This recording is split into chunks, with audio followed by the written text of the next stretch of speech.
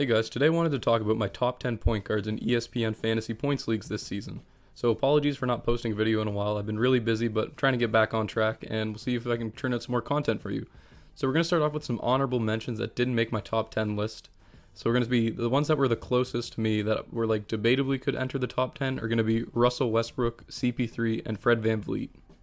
In terms of Russell Westbrook, I'm just expecting his overall production to drop off now that he's with the Lakers. They have a lot of rebounders, and also he's going to be competing with LeBron and AD for touches. So it looks like he's into more of a tertiary option on that team. I'm not really telling you guys anything new. Everybody knows how it's going to look on the Lakers. There's always a chance AD and LeBron miss some games, and Westbrook comes into that beast mode where he's the only guy on his team for fantasy, and then he just racks up a bunch of fantasy points, whether it be rebounds, assists, triple doubles, crazy stat lines, or everything. So his rating could go up in my rankings, but I'm operating off the presumption that they're going to be playing together for the majority of the time. So that's why Russell Westbrook's falling outside the top 10, even though he finished within the top 10 last year. And then moving on to the next one, it's going to be CP3. I think everyone's expecting like the inevitable slowdown in the production of CP3, but last season he finished inside the top 10 in terms of his points production for fantasy points leagues anyway. This season, I mean, he is another year older, obviously, but I'm just not expecting that to continue. I think there's going to be a lot better options. Not that he isn't a great fantasy option if you can get him in like the fourth round, I'd say, but in terms of my guys that I have in the top 10 for point guards, I don't really have Chris Paul falling inside of that category. And then lastly, finishing in 11th for me is going to be Fred VanVleet. He's one that I could see sneaking into the top 10 now that Kyle Lowry's gone. Raptors don't have a lot of creation in the guard spot, but it's just the field goal percentage from Fred VanVleet. He shot around like 40% from the field last year. I think it will increase a little bit, but I'm not comfortable enough to put him above any of the guys that I have ahead of him as of yet. Like I said, maybe he'll turn it around and just take even further of a progression in terms of his scoring ability, his facilitating and everything. But as for now, I have Fred VanVleet in the 11th spot, and this could all be subject to change. But yeah, let's just get right into my top 10 point guards for this year's season.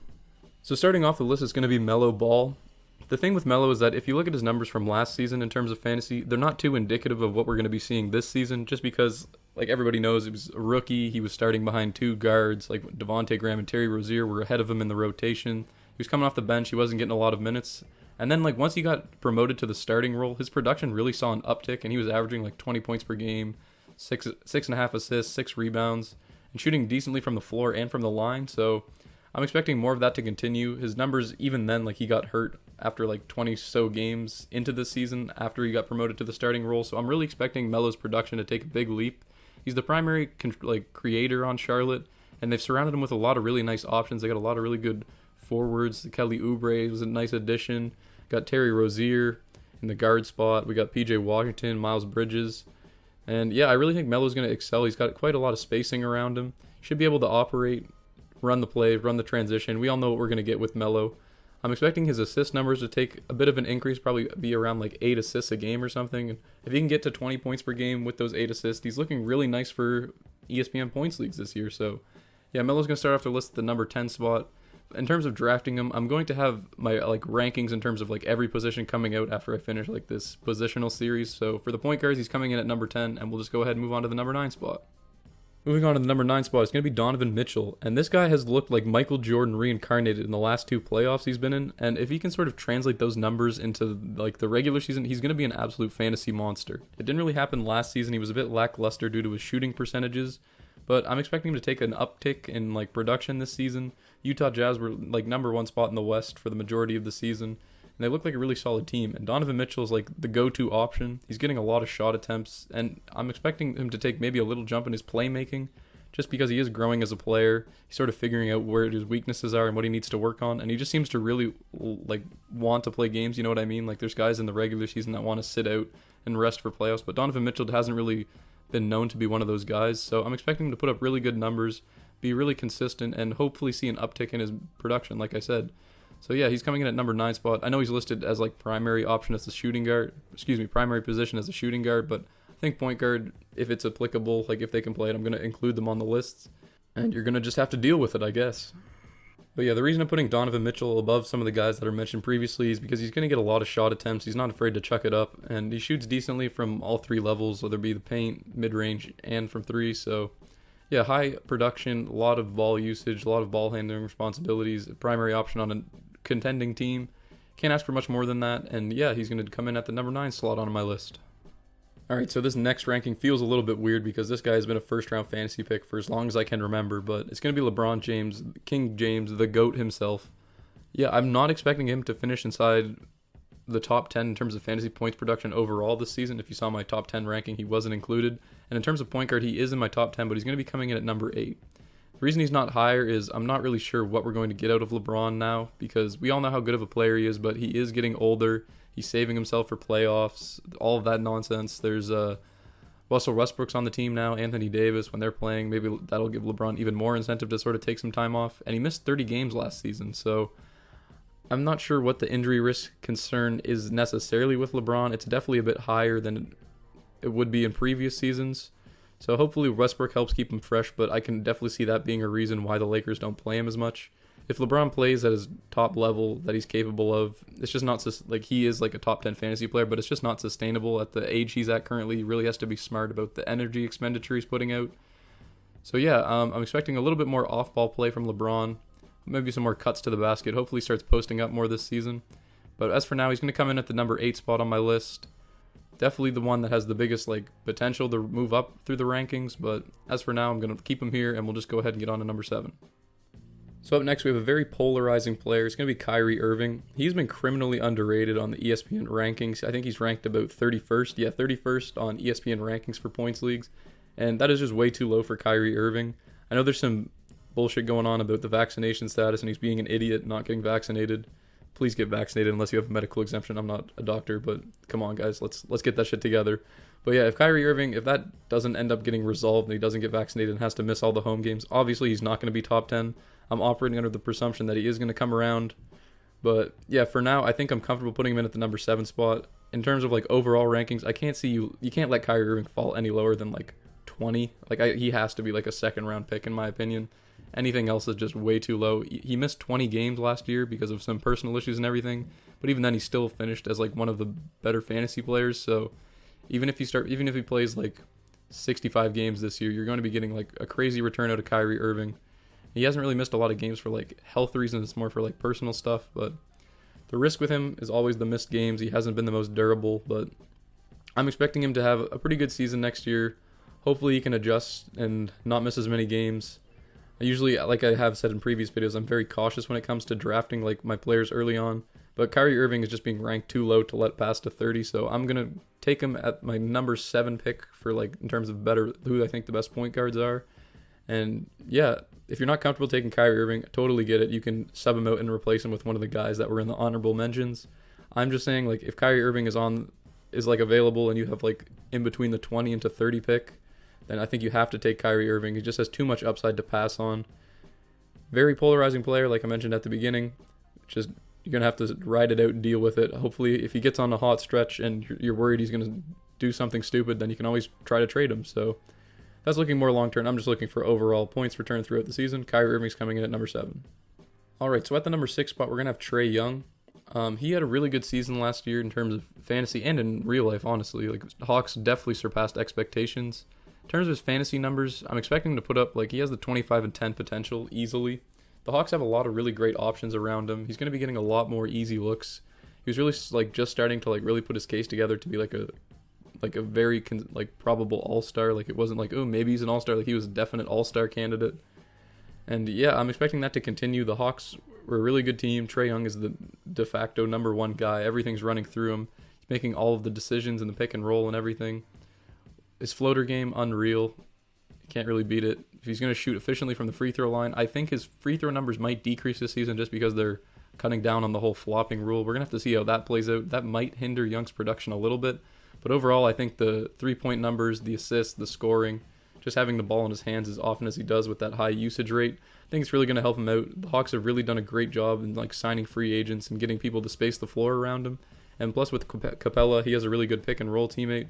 So yeah, I think Trey Young's going to be coming in at the number 6 spot.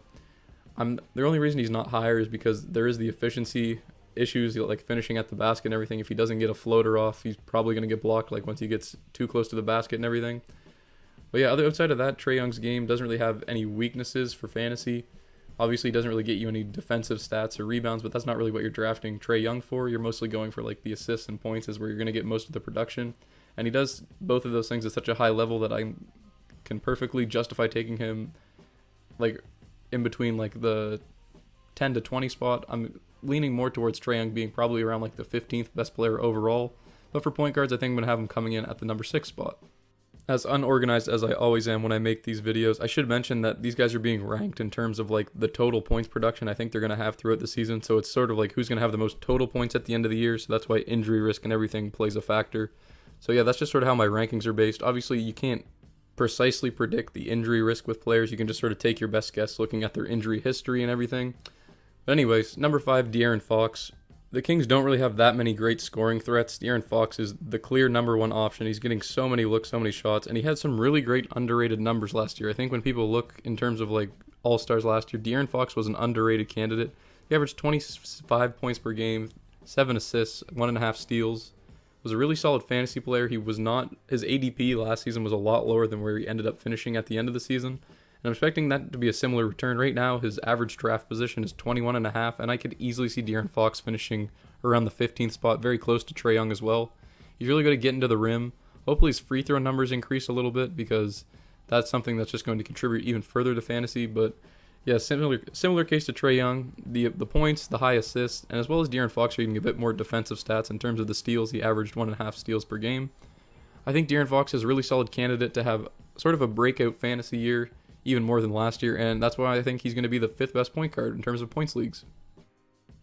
So my next 4 picks are all guys that I think are going to be finishing in the top 10 overall in terms of every position, but we're going to go ahead and get into it. For number 4 on the point guard list is going to be Damian Lillard. I mean, I don't really have to say too much about Dame. Everybody already knows what they're going to get from him, what to expect. Perennial top 10 player in fantasy. Really just solid option. Can't do any better than Dame. One of my favorite fantasy players. He's just so consistent. His average draft position right now is around 8.5, and I think that's fair. I think I placed him around 7th on my list. So, yeah, if we look at his stats from last season, 28.7 points per game, 7.5 assists. I mean, it's Dame time. Everybody knows the 3-pointers. Just he has games where he just goes absolutely nuts, and he can go on some really nice stretches of where he's just averaging like 30 points per game. Absolutely foolish. Love to have Damian Lillard. Even if you don't draft him, Dame's someone that I always try to trade for. I just love what he gives you for fantasy. Love watching him play. Not that it matters for fantasy that much, but I mean, if you're a real fantasy player, you know that you just like watching your team, your fantasy players play more than you like watching normal players that aren't on your favorite team. And Dame's just someone that I love watching play. Complete tangent that's not related to this ranking at all, but yeah, Dame Lillard, I think he's going to be 4th best player. The top 3 are like pretty untouchable, I feel like, in terms of people that are going to be close to them on the rankings. Dame's as close as you're going to get, but I just feel like he's a little bit separated from the top 3. But he's sort of like a weird middle ground because he's definitely above the people that I have ranked below him. So he's sort of like in his own sort of tier ranking where he's not cracking the top 3, but he's definitely above everybody else. So he's a solid 4 candidate on my list. And yeah, I just love me some Damian Lillard. And we'll just go ahead and get into the majestic top 3 for point guards. The top 3 isn't really a secret, so I just decided to lump them all together. In order, I think James Harden is 3rd, Stephen Curry is 2nd, and Luka Doncic is 1st. There really isn't that much separating. You could honestly interchange this list any way you want. Have James Harden 1st, Steph Curry 2nd, Luka 3rd, vice versa. Doesn't really matter. These guys are definitely the top 3 point guards this season. I don't really think anyone's going to debate that. They just give you the all-around production. For James Harden, it's a triple-doubles. Luka, triple-doubles. Steph Curry, just crazy points, threes, the assists. Just pretty much just running around offenses. He was like the best offensive piece in the league last season for the majority of the year. And yeah, with Klay Thompson back, I think it's going to give him some additional spacing. It's really going to help Curry out. Last year, he was getting double and triple teamed. He's probably still going to see a bit of that, but just having Klay Thompson there for some additional spacing is really going to help Curry out. And yeah, there's always that stretch that Curry goes on where he's averaging like 50 points per game. He's the best player in fantasy for like 2 months at a time. I'm expecting that to continue. That's why he's going to be coming in at the number 2 spot. James Harden, every year except for last season, he's been like in the top 3 candidates for like the best overall player. It's always been him, Luka, and Giannis. Now Jokic has taken the number 1 spot by storm, but I still feel like he's in the top 5. Like if we looked at my top 10 players rankings, these guys were all in the top 5. I had Luka at number 3, Steph Curry at number 4, and James Harden at number 5. Really not a lot separating these guys. When he was on the Rockets, he was pretty much like fantasy basketball MVP. I'm expecting that to continue. He just had a hamstring injury. Don't think it's going to be a lingering issue. He has been known to play in like most games of the season every year of his career. And yeah, Luka Doncic, what more do I need to say about him, man? Luka's just absolutely insane. 28 points per game, 8 rebounds, 8.6 assists, doing it all for the Mavericks. The Mavericks team is pretty much just Luka Doncic. His percentages did kind of hurt his fantasy numbers last year. The free throw line, that was very frustrating just because he is capable of shooting it, but looks like something about his form was off. So hopefully he worked on that in the offseason. You can see his free throw numbers take a jump.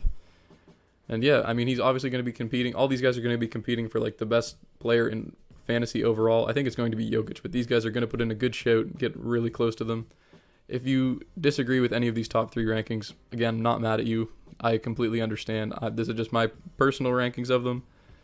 I'm going to stick to Luka Doncic being number 1 pretty convincingly, but James Harden and Steph Curry, you could very easily interchange or change my mind on the two of them in terms of who's the second best point guard and who's the third. But yeah, that's going to wrap up the video. If you disagreed with any of my rankings, then let me know in the comments who you disagreed with, who you would have instead. I hope this guys helps you out in planning your drafts. I'm going to have a few more videos coming out in terms of every position, like top 10 shooting guards, small forwards, etc. And then after that, I'll try to put like an overall ranking together where I sort of like rank every position together just for like best available regardless of position. Be like sort of like the rankings that are on ESPN. And I hope that'll really help you guys out. Again, sorry for the long break in posting videos. Just been really busy. Haven't been making time for making videos, but this one's coming out tonight. Hopefully more to come in the future. Thank you guys for sticking around. Really appreciate the support. And as always, I hope you guys